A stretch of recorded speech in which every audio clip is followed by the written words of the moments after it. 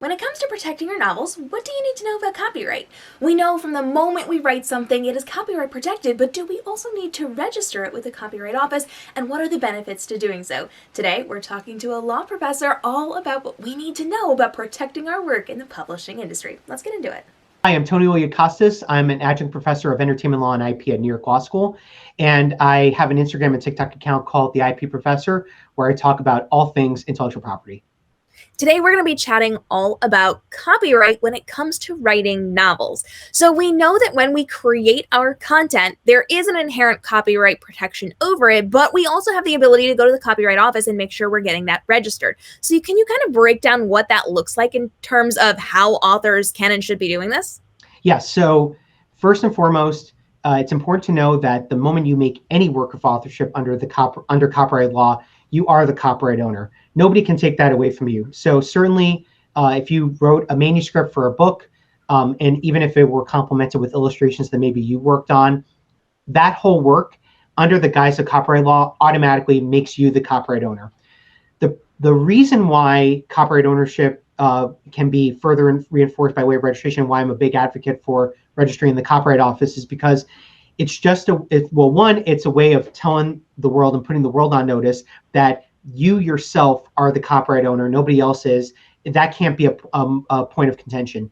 But if there were a situation where you wrote a book and party X sees your book and rips elements of it and repurposes it into another book and almost is, for all intents and purposes, pretty much plagiarized, now you have good ground to pursue a copyright infringement claim. But in order to proceed in a copyright infringement claim, you have to have that initial copyrighted work registered in the Copyright Office. So the manuscript would have to be registered in the Copyright Office, likely in tandem also with the completed work, the actual book itself, which usually publishers take good measures of doing.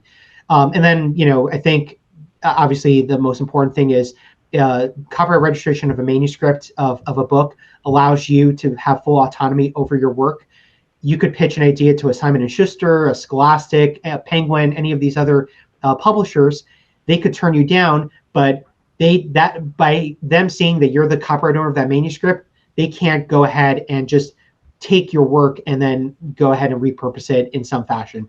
You have full autonomy to still shop around, and you're not surrendering your copyrighted work, the time and effort that you put into that work, to just anybody for them to take and abuse the power, and then you don't get paid. So big advocate for copyright registration for that reason alone.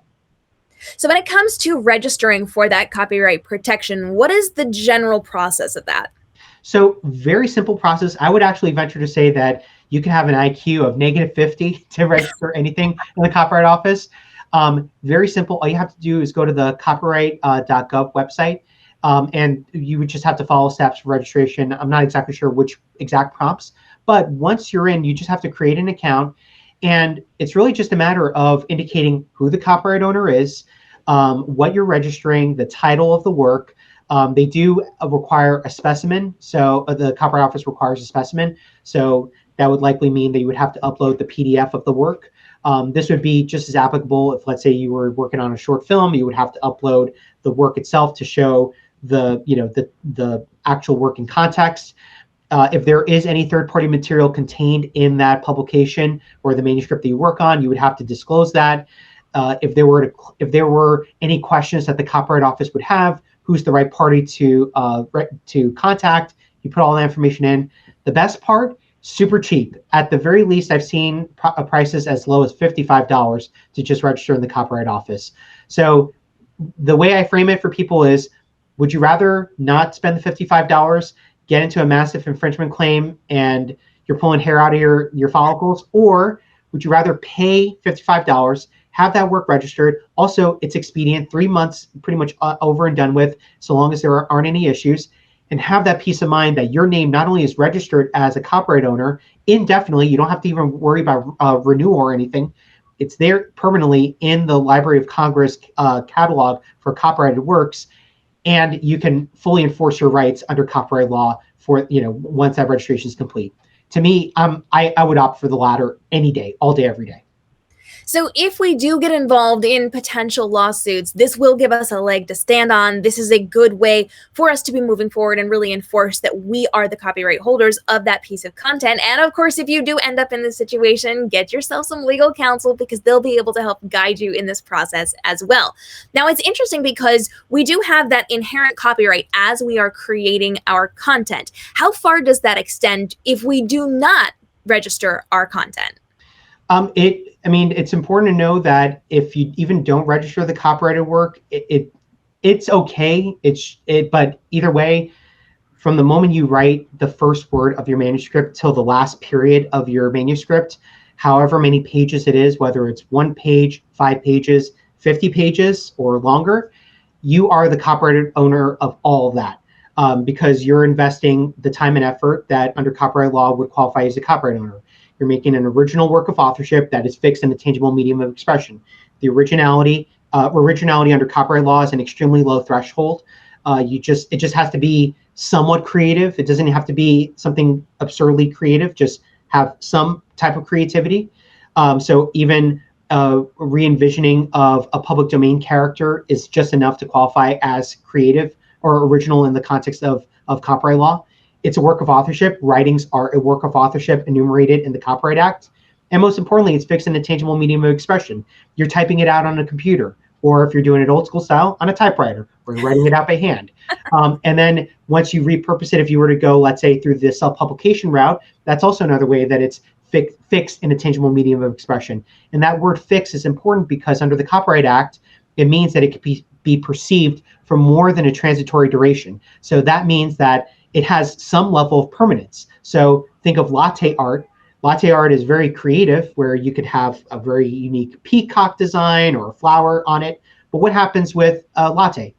You sip it or you stir it. You do whatever you want, but essentially that art is destroyed. Latte art could never be copyrighted work because it can't be perceived for more than a transitory duration.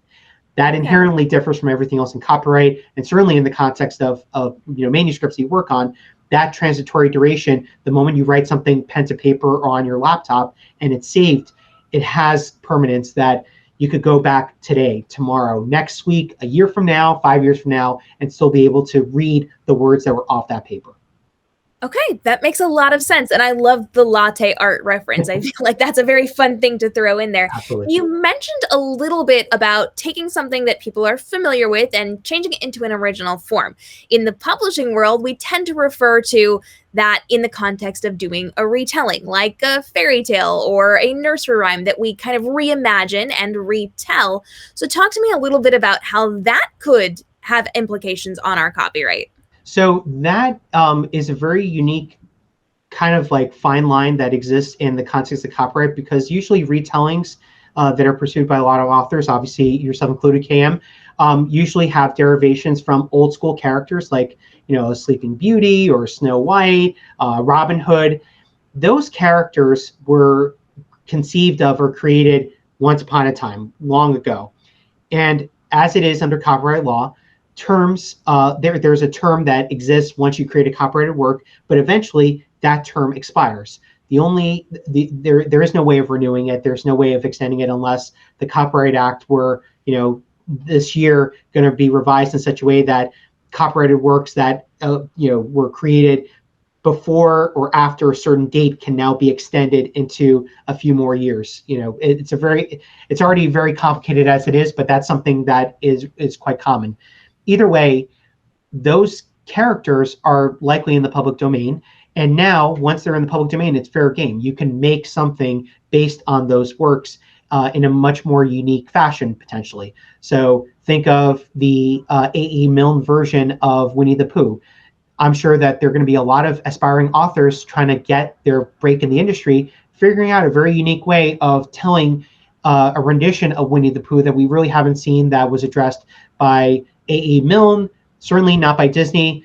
But again, you have to be careful. If you're going to do a Winnie the Pooh book, make sure it doesn't infringe on any existing copyrights or even trademarks associated with Disney and the Winnie the Pooh character.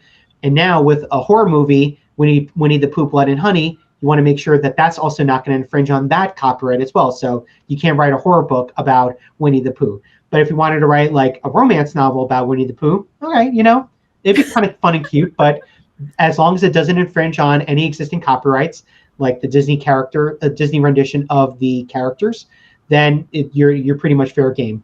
And I think we've, that example certainly encompasses other characters that where the copyright has expired. And actually, another good example is actually Pinocchio. Pinocchio, kind of the same thing, where the copyright has expired, but we see like tons of movies about Pinocchio. We have the Netflix version, we have the Disney Plus version that just came out. There's an old school Pinocchio horror movie also. They love doing horror versions of these children's classics, but the reason all these renditions exist is because the copyright to the initial character has expired. So just important to know, you can obviously make an original work that's something fresh from your brain that has never been told before, but you have the ability to use public domain characters, again, so long as it doesn't infringe on any existing copyrights and trademarks. It's just a matter of doing your research and making sure that you're good to go. And if you want to learn more about what is in the public domain and how you can be leveraging fair use, we have episodes over on the Social Media Marketing Education YouTube channel, youtube.com/KMRobinson, that you can check out. I'll link those down below for you. And if you've got questions on your specific retellings questions, we can answer them here. Go ahead and drop those down below. And we've got a full playlist on how you can be safe and secure while you're creating your retellings inside of the publishing industry here on the Author channel. So make sure you're checking those out as well. So when it comes to creating our novels and making sure we're protecting it within registering it with the Copyright Office and we're doing all the right things, what else do we need to cover? I think it's important to know that when you create a manuscript and you're willing to shop it around with publishers, beyond the intellectual property side of things, I think it's important to ask the questions about the contract side of things. Knowing if you're going to work with a publisher, what's going to be the royalty payout? Do you have to sell a certain number of units in order to get a certain payout? What's your advance going to be? Is the advance, going to be revoked if you don't satisfy a draft by a certain date? So I think a clear assessment of the terms of a contract are equally as important if you're going to go down the publisher route. Now, this may be different if you're going to go down the self-publishing route, but again, with self-publishing, you would want to scrutinize whatever legal terms you're going to be agreeing to. So oftentimes, maybe a very thorough assessment of the terms of use and service that may be associated with certain self-publishing platforms like on Amazon, just reading through and assessing what are your rights afforded to you as a copyright owner who is willingly putting your work out there in a very public platform like a public marketplace. Knowing what you're going to be paid, what protections legally you have, whether it's with respect to indemnification, cure clauses, non-competes, anything like that, it's all important to read the fine line. And I'm a big advocate for seeking help when you don't know something. So if any of this seems like foreign to you and you just really are lost and you're just the author and you're not the legal mind, go get a lawyer. The lawyers are there to help you assess all that legalese. So getting good legal counsel is vital in that process, especially.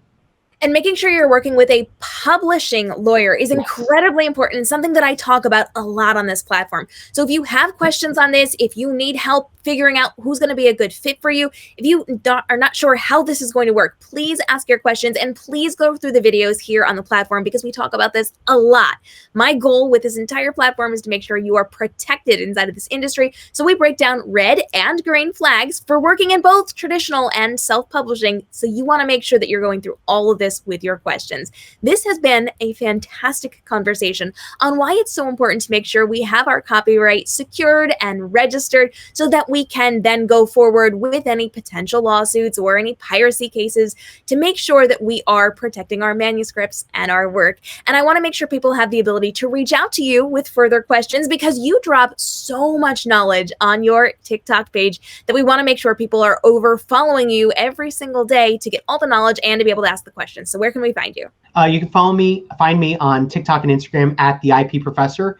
I talk about all things intellectual property, whether it's current events related stories or just like the evergreen topic that relates to anybody at any moment. So check out my content. You can certainly respond in the comments if you have any questions, or you can drop me a line in the DMs. If you have questions, drop them down below, because we are going to be going more in depth about how to protect yourself inside of the publishing industry and make sure your work is protected inside of the entire book community. We want to make sure that we're helping you to level up both as a writer and as a reader, so hit that subscribe and notification bell, because we're dropping videos daily to help you level up in this industry and make sure you're safe, protected, and thriving in this space. I'll see you in the next episode.